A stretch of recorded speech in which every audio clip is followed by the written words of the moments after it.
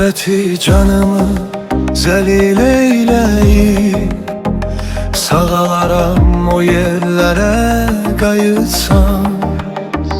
Həzin geceler, şux gündüzlere, gül nəfəsli səhərlərə qayıtsam. Həsrətimi gözdən salıb damlara, bezikdirib ürəyimdən qovaram. Kəbə deyib torpağını yalaram, müqəddəs ocağa pirə qayıtsam.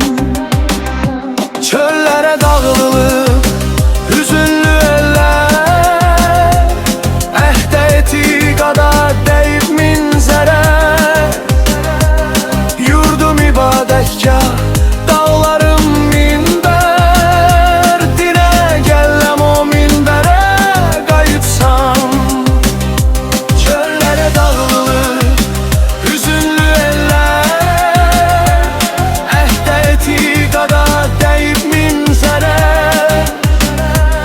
Yurdum ibadətgah, dağlarım minbər, dinə gəlləm o minbərə qayıtsam.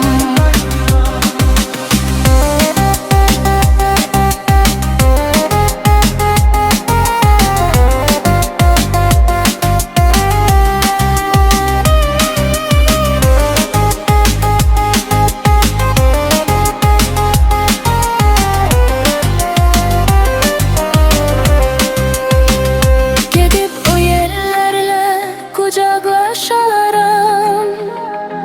Yenidən gəncləşib cavanlaşaram. bundan belə daha yüzü yaşarım.